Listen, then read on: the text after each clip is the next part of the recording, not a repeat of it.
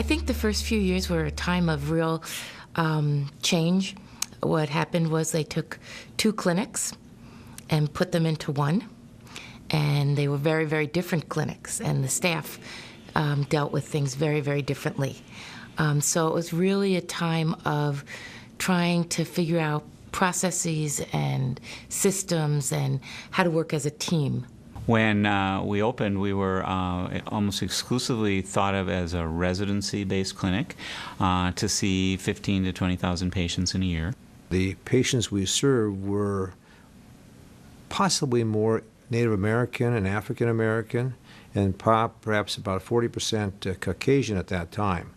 As we grew and expanded and developed the OB service, we started delivering a lot of patients at Hennepin County. That was a difficult transition in some ways because we weren't admitting a lot of patients to the hospital. Residents had been doing their OB over at Deaconess, Fairview Deaconess, and now they were coming to Hennepin. There was very little faculty here. We had 3 or 4 faculty. That initial Family Medical Center was primarily a teaching center. It was developed to be a teaching center only. They were basically didn't have the kind of support, the kind of supervision, the kind of sort of watching that they have now. The diversity is different now. In the past, this clinic especially, it's been kind of fun to watch this clinic. We started out in seeing a lot of Southeast Asian patients. A large Hmong population was in this area of town. We had at one time 4 interpreters, Hmong, Laotian, Cambodian, and Vietnamese interpreters, and we had special clinics just for those patients. Then later on, we added one of our faculty, Joe Sierra, who was brought another cultural group to us. We started out with having him see Hispanic patients half a day a week, and that coincided with a large influx of Hispanic patients to this area, and we soon were seeing those patients to a much larger degree. The art of medicine begins with the communication between a physician and a patient. We're the bridge of communication, but not only communication, but also a bridge to our culture. What is exciting about this place is that not only the patients come from other countries most of the time, but the residents as well. We actually are exposed to multi-language, multi-interpretation, multicultural, because, we've got patients who are from Asia, from India, and they come with their knowledge and their culture and the way they see things.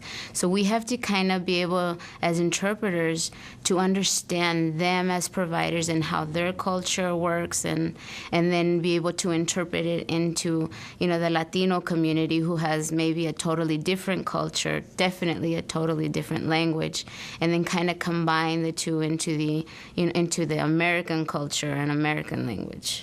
The minute the doors opened, we expanded so much in such a quick time. It was really amazing how we fit in the community here. The service needs and the access needs for Hennepin County and our patient population were just expanding. So in 2000, we had a space planning initiative around opening Nicollet, and then that fell through, and so we did a remodel at FMC and took over the old Variety Beauty Shop. At that point, it was the first time we had a break room, and we had a resident library and a few things like that. And it still wasn't enough. We were still lacking for space. So we put our pharmacy in a small closet, and we turned our play area into additional exam rooms.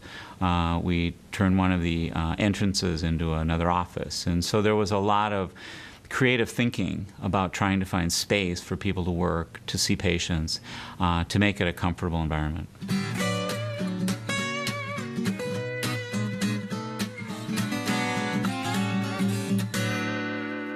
When we moved here, we knew it was going to be a challenge because it was a lengthy building, and just trying to move patients through the building and get them where we needed to go was going to be a challenge, and we knew that.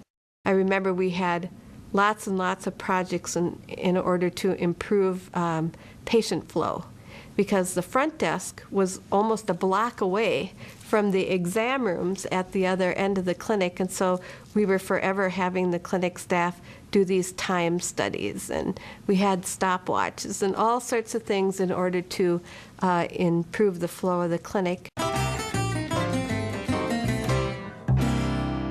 Well, I remember when Dr. Johnson and Dr. Anderson came to me and said, we just really need to have the physical therapist down on our end on the purple team. And she was way down on the other end of the building, and it was nearly a block long.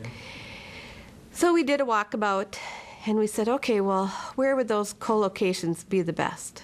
So we looked at radiology, and there was sports medicine on the other side of the hall. Well, there happened to be a lab waiting room there. And I mean, this was just a nook of a lab waiting room.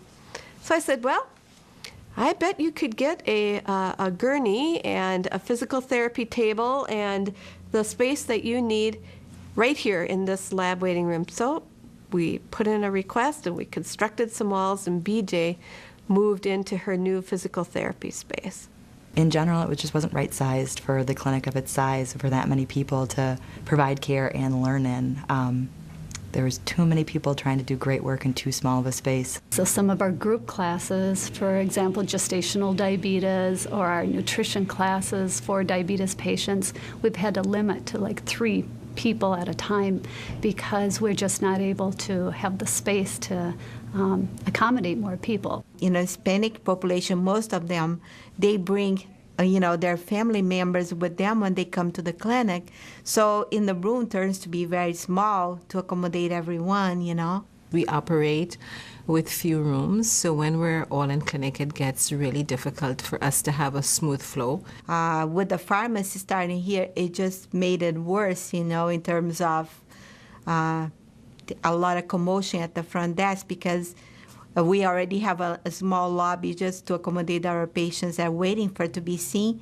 Plus, they need to wait for the pharmacy too. I've been here for so long that it seems to get tighter by the day. The more patients come in here and stuff. It tends to be a lot of, stress, not only for us but for the patients too.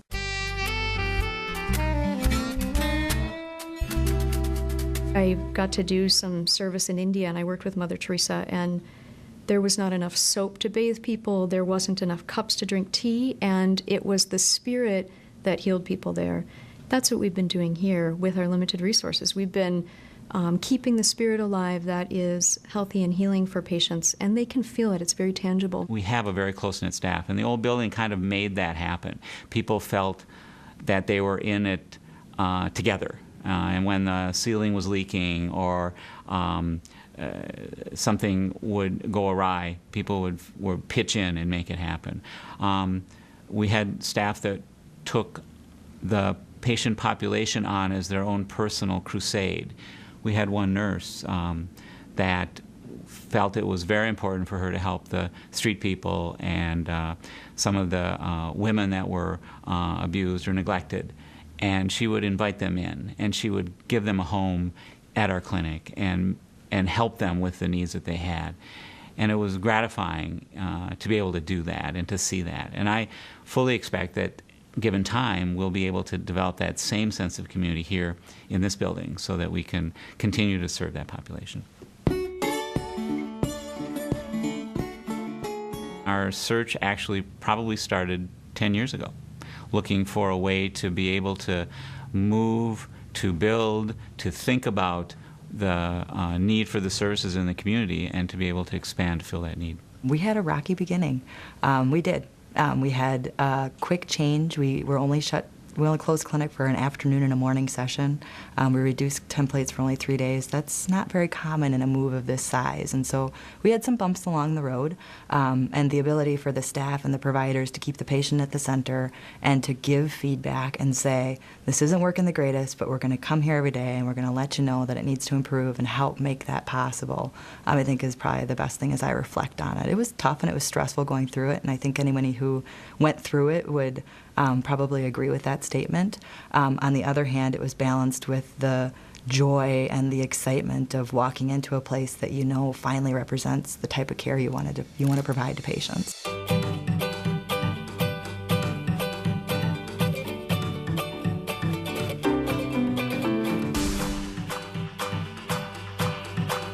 It's less toxic. There's natural light coming in. It's an environment that our staff deserves to work from and be able to be healthy in their workday. It's an environment that patients deserve to come in and not only be brought into health by their practitioner, but by the surroundings that are there, so that the space itself becomes one of the aspects that helps patients to live well. We can make patients feel that we really honor the fact that they choose us for their health care, and so by giving them a facility that they are comfortable in and not feeling that they are second-class citizens, I think will go a long way just for their experience in the program. We've been able to design the team areas in a way that allowed us to have line of sight ability to see where everybody is working, to be able to find your patients, find your MA, find your nursing staff when you're in the midst of seeing patients. Being able to do that is a real boon. When you take objectively and you see what we have now and where we were operating, it was not an ideal facility for us to be able to really shine. I think we are excited about the new possibilities for primary care. It's really an exciting time for us, not only because we have this new building, but because we are going to move into really looking at the patient experience with what we do, really making our clinic a medical home for our patients in this part of South Minneapolis. And we are excited about how we will take our residents into that new experience and that new kind of training.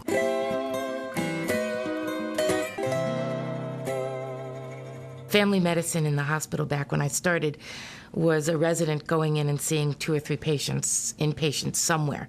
Now we have an area, we have our own service, we have patients that are identified as family medicine. Other residencies know who family medicine residencies are, who the residents and who the patients are. So that's probably been the biggest change. Family medicine's not an easy road these days. It's underpaid, it's under-resourced. HCMC has done an amazing investment in family medicine and in primary care in this building and over the last 4 years that I've been here. When I was a resident training in Maryland, Hennepin County was the thing that we heard about. Minnesota was the place where healthcare was done best, and Hennepin County as a model for primary care and for family medicine was what I heard about. So when we were moving here, I thought this is the place that I am going to end up working. I know I've learned a tremendous amount about what motivates somebody and what helps you motivate them to achieve health from different cultures, from different backgrounds, meeting the patient where they are. Those seem like cliche statements that you say, but I think if you spend an afternoon at Whittier and you really sit down and you watch people interact, that you'll see that kind of living and breathing in our walls. We give care to people who have may not have ever been exposed to the U.S. healthcare system, and we have an opportunity of teaching them from Jump Street what services are available, teaching them how to advocate for their care. They're looking for a connection with their physician. They're looking for a place where they can have most of their health needs taken care of. And this new facility, I think, offers that in abundance. We have the space for enough physicians with the support needed with the laboratory and the pharmacy and radiology, our physical therapy area, to be able to have patients come here and say, this is where I get my care. I'm hoping this century is the century that family medicine finds its stride. I went into this believing that primary care is the future of healthcare. It's going to be what fixes this broken system that we exist in. And family medicine's always known that, and I think this will be the time with medical home and a lot of the other things that are going on. I think that reimbursement and the system will start to pay folks for the work that needs to be done to help people get healthy. It's the branch of medicine that makes the most sense to me. It is the place that I think we have most impact, and it's a place where it's really valued, the relationships that you have with your patients, and that's what we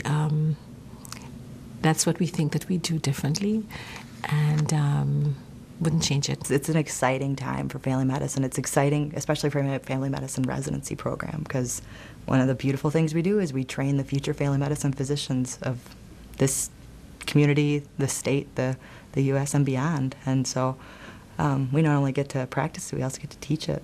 That's pretty cool.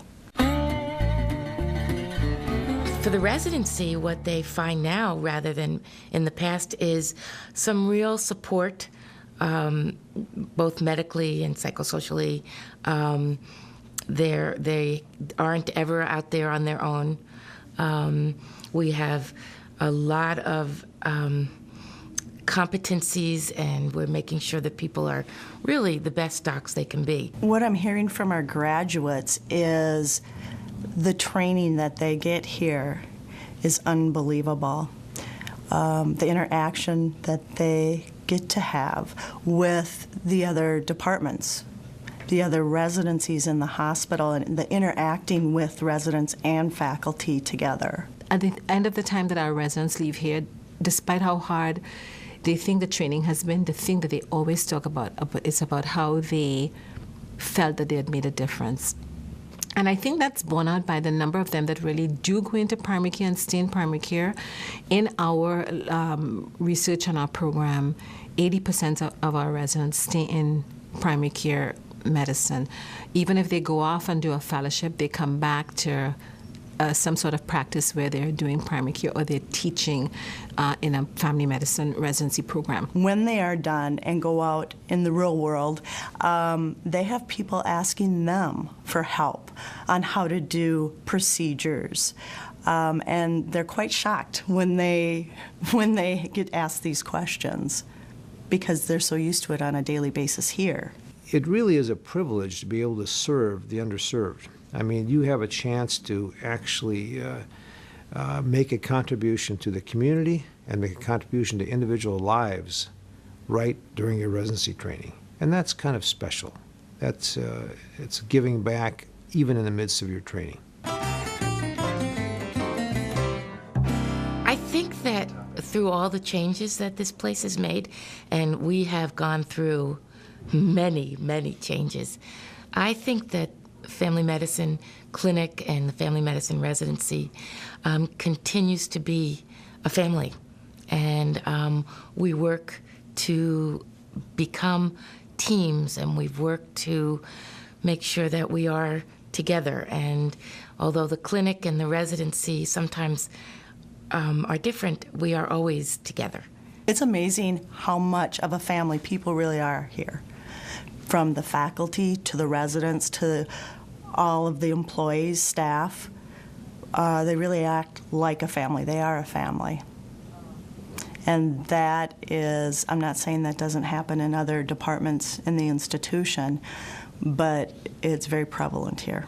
We get very well along together, and we see each other every day, and we hear 8 hours a day, and we become friends. And most of them, most of the people that work here for a long time, we really care for each other, and it's a beautiful environment, though. I think the thing that constantly surprises me about the staff and providers at Whittier is how willing they are to pitch in and make things work. I think that's always surprising. We have remained united as a group through bad times to good times, and that thing is a powerful, because you don't feel it like it's work, it's when you're like with family. This is a very special place because we take care of special patients, and we do it with respect, and we really care.